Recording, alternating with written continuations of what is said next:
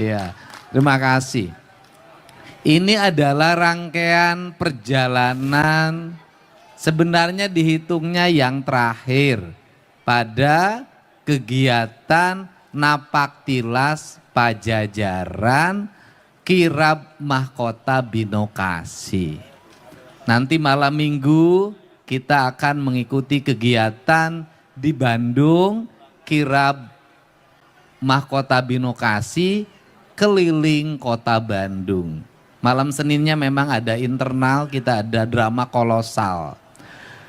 Yang paling utama bukan untuk membangun cerita masa lalu. Tetapi yang disampaikan adalah membangun jembatan masa lalu dan masa depan.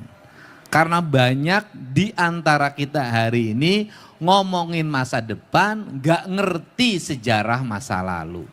Banyak orang juga yang hanya cerita masa lalu, tidak mau bicara masa depan. Saya mengambil dua-duanya, masa lalu adalah histori, masa lalu adalah filosofi, masa lalu adalah ideologi, masa depan adalah tantangan yang harus diwujudkan. Tak ada negara besar yang besar negaranya menjadi kekuatan besar dan terbesar negara yang tidak terikat terhadap masa lalunya.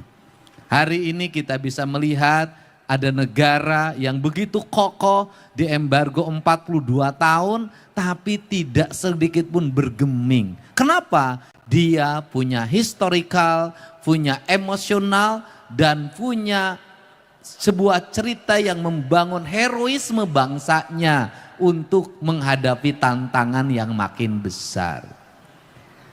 Jawa Barat itu punya kekayaan budaya yang luar biasa. Bukan hanya cerita kesenian, tetapi kita pun juga punya cerita. Banyak orang yang bercerita Pajajaran itu mimpi. Pajajaran itu fiksi. Pajajaran itu karangan para pujangga. Karena kebanyakan mengambil cerita sejarah dari cerita pantun Pajajaran. Tetapi Pajajaran itu adalah fakta. Faktanya apa? Bukan hanya batu tulis, bukan hanya mahkota Binokasi, tapi sampai hari ini masih berdiri kokoh. Gapura-gapura, keraton-keraton, keturunannya masih ada, genetikanya masih ada, nyalurnya ke Prabu Siliwangi, artinya Pajajaran itu memang ada dan tidak akan pernah pudar dimakan oleh zaman. Saya ini kenapa selalu menangis? Karena ketika saya menjabat wakil bupati tahun 2003 di Purwakarta pada usia 30 tahun. Usia batas minimal menjadi seorang wakil bupati. Saya mulai membangun tentang narasi, tentang Pajajaran anyar. Saya membangun cara berpikir bagaimana membangun daerah itu dengan kekuatan Tritangtu Dibuana, Rama, Resi, Prabu. Kalau dalam bahasa Sundanya Rama, Resi, Ratu. Gunung kudu kalian, lengkop kudu balongan, lebak kudu sawahan. Sebuah berpikir filosofi tentang tata ruang daerah, tata kelola pembangunan yang berbasis ekologi yang menurut orang Kementerian Agama disebutnya teoekologi. Kemudian waktu itu saya mendapat serangan tentang apa? Kemusyrikan, kembali ke zaman batu, ketinggalan zaman, cara berpikir yang setiap hari diserang oleh berbagai orang. Saya sempat beberapa kali diperiksa di Polda Jabar.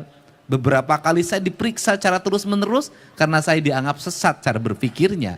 Padahal saya lagi memperjuangkan bahwa tidak ada kemajuan dengan kehancuran. Kemajuan hanya akan dibangun dengan kehidupan. Kehidupan itu adalah pembangunan itu harus menghidupkan, bukan mematikan. Karena harus menghidupkan, maka dalam kaidahnya disebut dengan pembangunan berkarakter papat kalimat tunggal, yaitu pembangunan manunggalnya manusia dengan tanahnya, dengan airnya, dengan udaranya, dengan cahayanya, yang itu melahirkan ajaran Tritangtu Dibuana papat kalimat pancer, yang di Bali disebutnya Trihite Karana. Kerangka itu yang terus saya perjuangkan sampai saya menjadi bupati. Saya mulai punya kewenangan untuk membangun karakter itu. Maka saya membangun hamparan alun-alun, namanya alun-alun Pasanggerahan Pajajaran, itu dengan lambang mahkota Binokasi, dengan gapura Malati. Maka saya menulis di situ Pakuan, Galuh Pakuan. Saya menulis lagi tentang Gapura Indung Rahayu. Saya menulis lagi tentang Gapura Tritangtu, Iman, Islam, Ihsan. Banyak orang yang tetap tidak mengerti. Maka saya terus mengusung gagasan, ancaman sangat banyak. Saya pernah dikejar oleh 10 orang menghunus pedang di Garut mau dibunuh. Rumah saya dilempari pakai batu, anak saya sampai trauma karena di sekolah itu di mana-mana bersebaran Wanted Dedi Mulyadi, Dajjal Sunda. Apakah saya mundur? Tidak. Saya terus memiliki keyakinan bahwa pembangunan yang memiliki watak ideologi akan melahirkan masyarakat yang cerdas, masyarakat yang tidak usah dibeli, tapi masyarakat yang tersadarkan. Dan saya katakan bahwa usung tema kebudayaan dalam politik, alhamdulillah saya selalu memenangi pemilu dengan suara yang sangat tinggi. Artinya jangan pernah ada keraguan pembangunan mengusung tema dari kampungnya sendiri.